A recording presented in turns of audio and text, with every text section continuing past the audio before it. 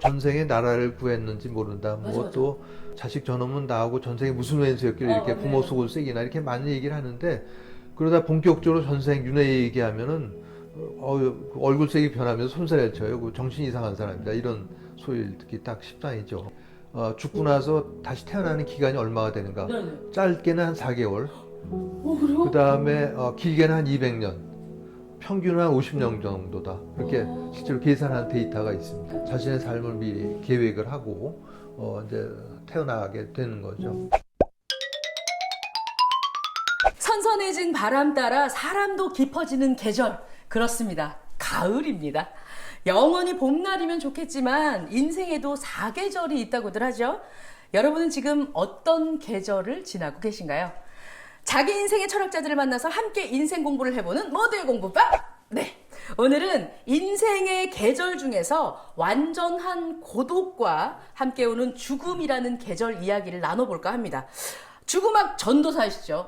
오늘 이분을 제일 먼저 모두 공부방에 모시고 싶었는데 너무 바빠서. 죽음 교육 전문가 정현채 교수님 모셨습니다. 어서오세요!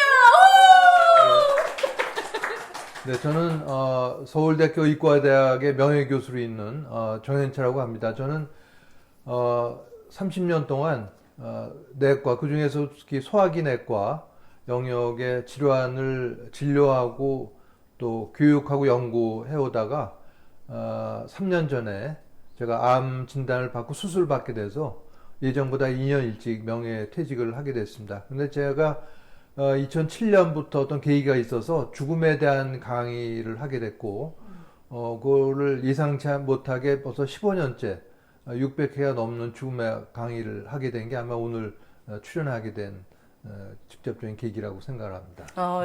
저희가 초대한 직접적인 계기는 잘생기셔서요. 오늘 죽음학 전도사? 어떻게 죽음학 강의 전문가? 뭐라고 호칭을 저희가 드려야 될까요? 그 전도사는 뭐 제가 워낙 붙인 이름은 아니고 남들이 이렇게 불러서 잘했나 보다. 그렇게 그렇게 된 거고 뭐 죽음학 강의를 하는 사람이죠. 네. 저희 지금 와서 촬영하고 있는 이곳이 교수님 연구하고 계시는 죽음학 연구소입니다. 여기가 딱 들어왔을 때 현판 보니까 2016이라고 적혀 있더라고요. 네, 네. 여기 제주도에 저희가 지금 뵈러 왔는데 죽음학 연구소와 제주 굉장히 잘 어울린다는 생각이 들어요. 2016년 2월에 이제 이 작은 나무집을 짓고 입주를 했고, 네. 그 다음에 이제 그때는 제가 대학에 재직을 하고 있었기 때문에 이제 서울에 왔다 갔다 하다가 2년 전부터는 이제 완전히 퇴직을 하고 나서 상주를 하고 있죠. 뭐 정식 인가를 받지 않았기 때문에 무허가 연구소라고 할 수는 있습니다. 무허가 연구소에서. 예. 저희가 죽음이라는 얘기를 난 좀 마음에 올리는 게 너무 부담스럽고 속상하고 좀 무거운 주제다 이런 생각이 드는데 제가 이제 강의는 한 15년째 하고 있지만은 이제 죽음에 대해서 관심 갖고 뭐 천착이란 말을 자주 쓰는데 하기 시작한 게 한 20년 가까이 되니까 저희 두 딸들도 이제 거기에 많이 물들어 가지고 저희 집에서는 죽음에 관한 대화가 상당히 그 인기 있는 주제라고 할 수가 있습니다. 그래서 두 딸들도 대학 다닐 때 도서관에서 그런 죽음에 관한 어떤 신간이나 이런 그 못 봤던 책이 있으면은 대출해서 저한테 빌려다 주기도 했었죠. 네. 죽음학에 대해서 얘기하는 분위기는 어때요? 죽음이라는 것을 얘기하는 뭐 회피하고 그런 게 아니니까 어차피 이거 죽음이라고 하는 건 뭐 누구나 다 맞게 되고 뭐 그 선택의 문제가 아니잖아요. 그 죽음을 맞는 사람도 있고 맞지 않는 사람도 있는 게 아니라 누구나 다 100% 맞게 되는 거니까 그런 걸 오히려 그 외면하지 않고 직시라면 오히려 그 두려움 같은 게 덜어진다고 볼 수가 있습니다. 이런 표현도 해요. 그러니까 그 잘 모를 때는 이 커다란 공룡이 입을 크게 벌리고 뒤에서 자기를 잡아먹을 것 같은데 두렵죠. 그러다가 어느 날 용기를 내서 두려워할 게 아니라 한번 그 직시해보자 하고 고개를 돌려서 딱 뒤를 돌아보면은 그 공룡이 없어져 버리고 조그만 강아지 한 마리가 깨갱하고 꼬리를 내리는 걸로 바뀐다고 하죠. 그건 뭐 제 얘기는 아니고 꿈에 대한 작업을 하는 고혜경 선생이 강의 중에 했던 내용인데 제가 그걸 아직도 기억을 하고 있다가 죽음학 얘기할 때 많이 인용을 합니다. 네. 그 얘기를 들으니까 진짜 딱 막 아무도 가보지 않은 길이고 내 인생에 있어서는 이거를 빨리 맞고 싶지 않은 주제다 보니까 좀 두렵고 그렇기 때문에 조금 더 강력하게 아우 야 그런 얘기 왜 해 때려쳐 뭐 이렇게 얘기를 하지 않나 하는 생각이 들어요. 정말 오늘 교수님과 얘기를 나눠보면서 탁 뒤로 돌았을 때 공룡인 줄 알았는데 이렇게 강아지가 와가지고 얘기 좀 해보자 라는 그런 얘기를 좀 받아들일 수 있는 시간이 되었으면 좋겠습니다. 그럼 죽음학이라는 거에 대해서 좀 먼저 얘기를 좀 해볼게요. 교수님 우리가 일단 이왕 강아지라는 걸 확인을 했어요. 그러면 좀 좋게 좀 이해를 하고 받아들여야 될 것 같은데 죽음학 처음 맞닥뜨리시는 분들은 어떻게 이해를 하시면 될까요? 죽음학이라고 하는 건 이제 보통 얘기하면 이제 다학제 학문 이렇게 얘기를 하죠. 죽음에 관련된 모든 학문들, 뭐 인류학, 또 종교학, 철학, 문학, 또 간호학, 의학 모든 관련된 학문을 전공한 사람들이 모여서 같이 다루는 게 이제 그 죽음학이라고 얘기할 수 있는데 그렇게 얘기하는 건 좀 공식적이고 딱딱하고 좀 재미가 없죠. 네네. 그러니까 그 여러 가지로 얘기해 볼 수가 있겠는데 제가 생각한 죽음학이라고 하는 건 죽음의 특질이 그 삶의 유한함이기 때문에 누구나 죽는다는 거고 두 번째는 예측 불허성이죠. 언제 들이닥칠지 모른다는 거. 두 가지를 사실은 누구나 다 머리로는 이해하고 있는데 그걸 머리로만 이해하지 말고 우리 생활 속에 이 습관화 시켜서 몸속에 녹여들이는 그거를 배우는 게 죽음학이 아닌가 이렇게 생각을 합니다. 일단은 그럼 죽음학에 대해서 좀 많이 노출을 시켜서 내가 그것에 대해서 거부감 없고 그냥 자연스러운 과정이네 뭐 공기처럼 우리랑 같이 살아가는 것 중에 하나구나라고 생각하면 훨씬 더 괜찮겠네요. 그렇겠죠. 받아들이기가. 우리가 공부를 학습이라고 하는데 그 학자는 이제 머리로 지식을 받아들인다는 거하고 습이라고 하는 게 머리로 그 배운 것만이 아니라 생활 속에 녹여들어서 정말 습이 되게 한다는 의미가 있는 거니까 죽음도 이렇게 한번 강의 듣거나 뭐 책 한 권 읽고 되는 게 아니라 매일매일 생각을 하고 대화를 나누고 함으로써 그런 걸 반복하다 보면은 자기 생활 속에 자연스럽게 이제 녹아들게 되는 거라고 생각을 합니다.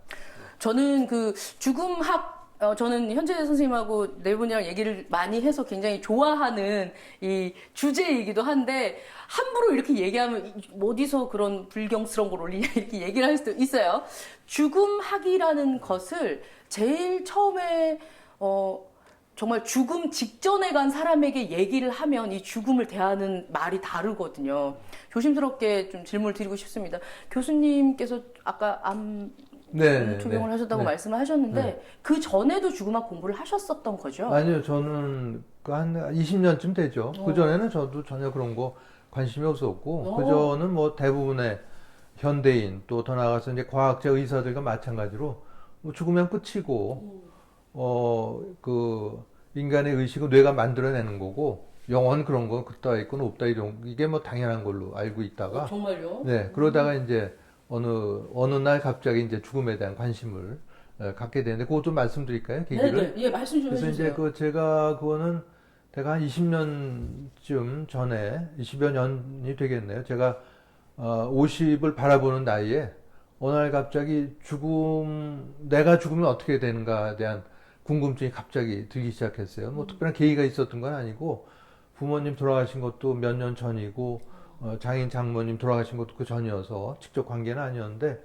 근데 상당히 두려운 생각이 많이 들었어요. 왜냐하면은 사람이 죽으면 어떻게 되는 게 아니라 내가 죽으면 어떻게 되는가가 문제가 되니까 상당히 두렵고 해답을 얻기 어려운 거예요. 왜냐하면 사람의 죽음, 환자의 죽음도 많이 경험을 했고 임종도 많이 지켜보고 심폐소생술도 하고 말기암 진단도 많이 내려봤는데 그게 다 다른 사람의 죽음이었고 저랑 관계 없는 거였는데 이게 내 문제가 되니까 상당히 두려운 생각이 많이 들고 불면증도 오고 그랬어요. 그 당시에. 그래서 그때 이걸 어떻게 해결하나 하다가 교회나 성당에 좀 나가볼까 그런 생각도 들었는데 아무래도 그건 아닌 것 같고 대학 때 제가 불교 이렇게 서클 활동도 하고 그래서 금강경 귀절도 읽어보고 뭐 범소유상이 개셔망이니 약견재상이 비상이면 직견열애니라 이런 금강경 사국에도 있고 그런데 그런 거 아무리 왜 봐도 이 죽음에 대한 두려움이 없어지는 건 아닌 것 같고 그래서 또 그러면 깊은 동굴 속에 들어가서 뭐 참선이나 명상을 해보면 될까 그런 생각도 해보고 또 깨달았다고 하는 소위 구루를 만나러 인도로 가볼까 이런 생각도 해봤는데 그건 아무래도 아닌 것 같고 그런 그 끌리지 않았어요 별로. 그러다가 그때 마침 제 아내가 그 사다 준 사후생이라는 책이 있었어요. 이따 또 얘기가 나오겠지만 미국의 스위스에서 태어나서 미국에서 활동했던 정신과 의사 엘리자베스 큐블로로스가 쓴 사후생이라는 책을 봤더니 거기에 정말 제가 궁금한 거는 어떤 종교 교리라든가 문화적 전통에서 오는 믿음 그런 게 아니라 정말 뭐가 일어나는지 팩트가 정말 알고 싶었던 건데 그 다 많이 적혀 있더라고요. 그 정신과 의사가 특히 어린애들 임종을 많이 지켜보면서 관찰한 삶의 종말 체험이나 근사 체험 이런 게 많이 있었어요. 그걸 보고 나서 제 궁금증이 많이 해결이 되면서 그런 그 두려움에서 많이 상당히 빠른 속도로 벗어나게 됐죠. 그러니까 많은 종교에서 그 믿음의 문제니 의심하지 말고 무조건 믿어라 그랬는데 전 믿음 그런 게 아니라 그런 걸 통해서 그 많이 알게 되는데 그 사후생이라는 책을 필두로 해서 중국과 관련된 많은 책들 특히 중국과 관련해서 일어나는 여러 개 영적인 현상들 근사체험이나 삶의 종말체험 이런 책들을 많이 읽고 자료를 찾아보고 하면서 눈에 보이지 않는 세계가 있다는 걸 알게 되면서 그런 두려움에서 이제 벗어나게 된 거죠. 두려움에서 벗어난 것도 천천히가 아니라 상당히 빠른 속도로 거기서 회복이 됐어요. 그러니까 뭐 돈도 별로 안 들었고 돈 든 거는 책값만 좀 들었죠. 네. 시간 좀 투자하고. 그래서 아마 다른 분들도 비슷한 생각이지 않을까. 왜냐하면 이런 과학 교육을 받아온 사람한테 의심하지 말고 무조건 믿어라 그러면은 거부감 갖는 사람이 맞아, 많을 맞아. 거예요.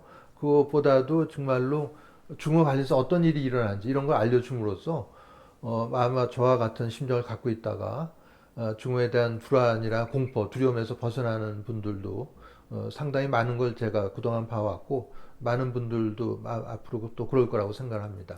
사실은 이렇게 얘기를 좀 나누면서 저는 이 부분이 되게 중요한 포인트라고 생각해요. 정현철 박사님 굉장히 여러 매체를 통해서 죽음학에 대한 얘기, 그리고 죽음이 사후의 세계가 있기 때문에 우리가 어떻게 잘 살아야 된다 이런 얘기를 되게 많이 하시는데 그 필요한 부분만 편집하고 짜깁기 해서 이것만 방송을 해서 보다 보면 아니 뭐 의사 선생님이 뭐 저런 얘기를 해, 뭐 믿지도 못한 얘기를 하는데 지금 말씀하신 게 맞네요. 나도 의심을 많이 했었지만 그것에 대해서 연구하고 그리고 동종업계 의사 선생님께서 또 연구하신 엘리자베스 키블러-로스는 또 워낙 또 죽음에 대해서 또 말씀 많이 하시는 분이시고 하셨기 때문에 그래서 이 얘기를 듣고 말씀을 들으니까 그가 짧은 시간에 바뀌게 된 이유를 조금 더 관심 있게 들을 수 있겠다는 생각이 듭니다. 키블로로스 박사가 아마 생전에 뭐 2004년인가 타계했는데 이 죽음과 죽어감에 대한 강의를 한 700회쯤 했다고 하는데 그 강의를 할 때면 이런 근사체험 또 삶의 종말체험이나 이런 죽음과 관련된 영적인 현상에 대한 거 자기가 관찰한 거죠. 그 믿음 그런 게 아니라 자기가 오랜 임상 경험으로 관찰했던 내용들을 얘기하면 동료 의사들이 못 믿겠다 그런 얘기 많이 했다고 그래요. 그러면 그 큐블러-로스 박사는 나는 별로 개의치 않다. 당신도 죽을 때 다 알게 된다. 이런 얘기를 했다고 그래요. 저도 뭐 비슷하죠. 그 15년 동안 강의를 해봤으니까 그런 얘기를 하면 도저히 못 믿겠다는 선후배 또 동료 의사들이 많은데 저도 뭐 똑같은 심정입니다. 근데 안타까운 거는 그런 걸 뭐 죽을 때나 돼서 알게 되는 것보다 살아있을 때, 특히 병이 없을 때 그런 거 알게 되면은 자신뿐만 아니라 주변 사람에게도 굉장히 좋은 영향을 많이 줄 수가 있는데 그런 걸 애써 부인하려고 하니까 좀 안타까운 경우가 상당히 많죠. 그러니까 서양에는 엘리자베스 키블러-로스가 있고 대한민국에는 정현채가 있다. 딱 이렇게 저희가 딱 이렇게 찍고 가겠습니다.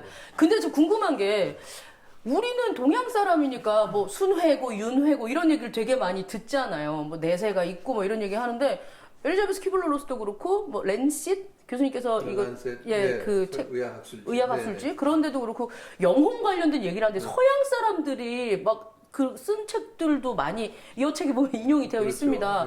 동양하고 서양이 보는 죽음 그리고 죽음학 이 관념이 서양 사람들도 그렇게 죽음 후에 세계가 있어 이렇게 믿는다는 게 놀라운데요. 그렇죠. 그게 우리가 보통 얘기하기에는 이제 서양은 물질주의 문화고 맞아요. 동양은 정신을 굉장히 강조한다 이렇게 하는데 요새는 거꾸로 됐어요.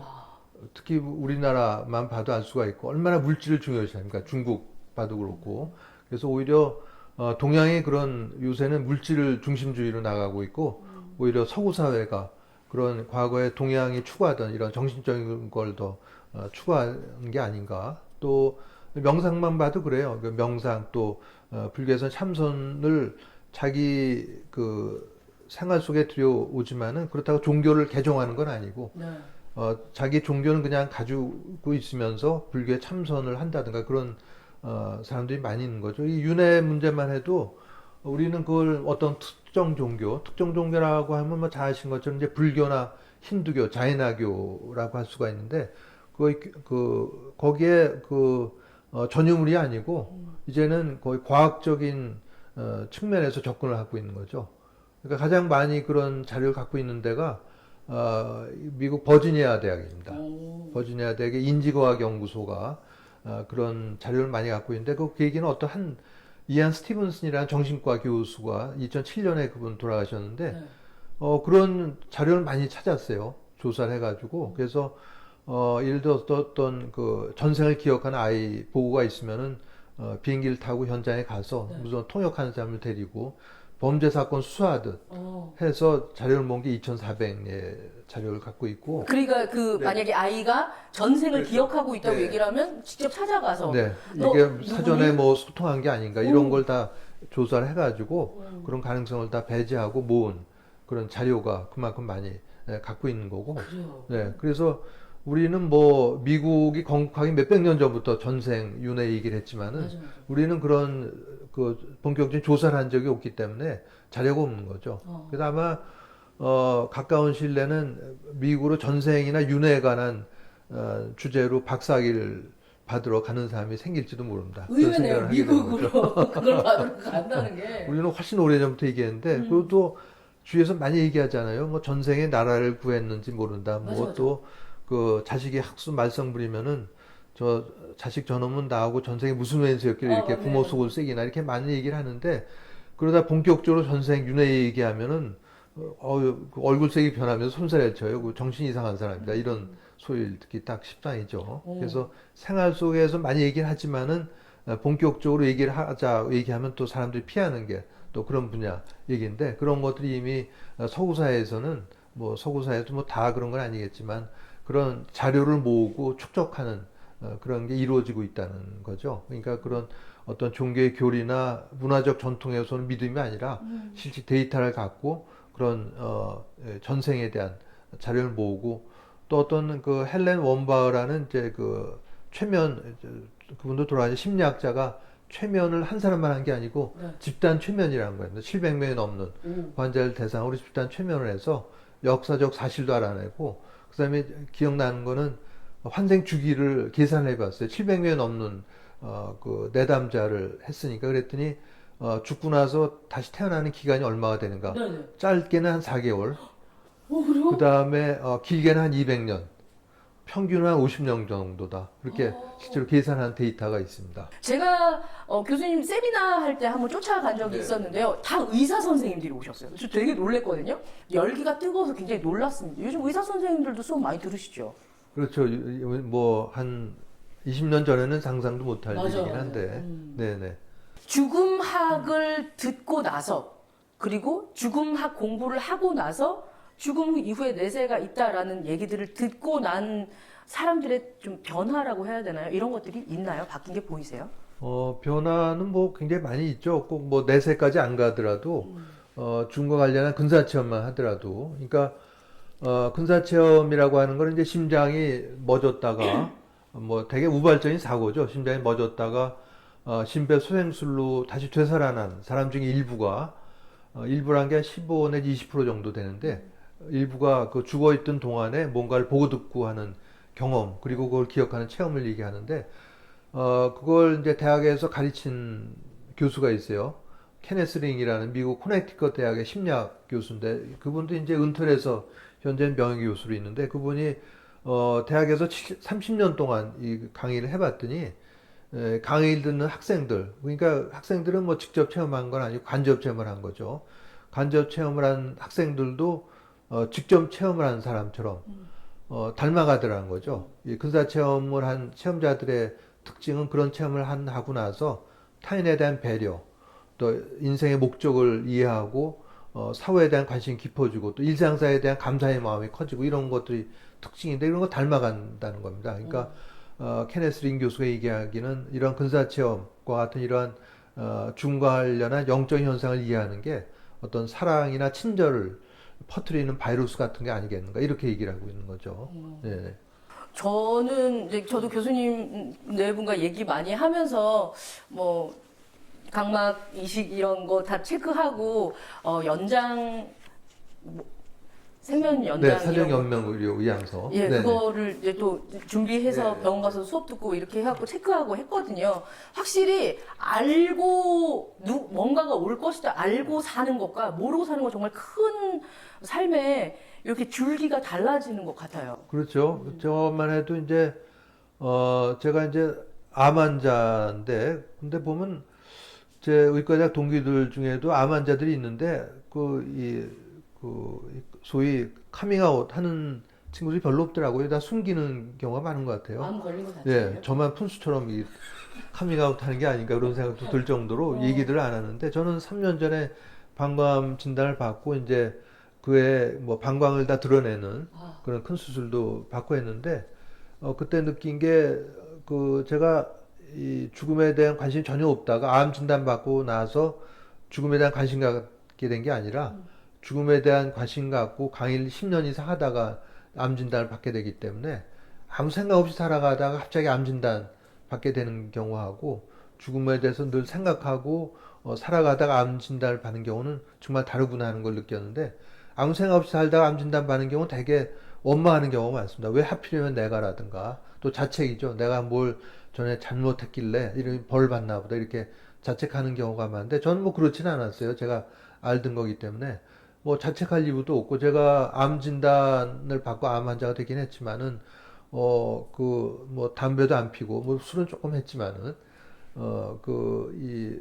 매일 아침 수영을 하고 1km씩 해서 거의 누적 수영거리가 한 3,500km쯤 되니까 와. 그리고 2년마다 건강 검진을 하고 또 체중 감량을 10여 킬로 이상 했고 혈압약 먹고 콜레스테롤 조절하고 그러면 더 이상 할 게 없는 거죠. 그런데 암 진단 받은 거는 뭐 더 이상 제가 뭐 저 자책할 이유는 없고 이게 내가 태어나기 전에 죽음학에서 얘기한 대로 아마 이 미리 계획한 나의 사전 삶의 계획일 가능성이 있겠다. 그렇게 이제 생각을 하게 된 거죠. 네. 귀신은 있죠, 당연히. 그리고 우리 모두가 어느 순간 귀신이 되는 거죠. 천국과 지옥이 있냐 하는데 그거에 대한 대답은 칼로 무 자르듯 갈라지는 그런 천국 지옥이 아니라 각자의 영혼의 진동소에 맞는 영혼들끼리 모인다고 얘기를 합니다.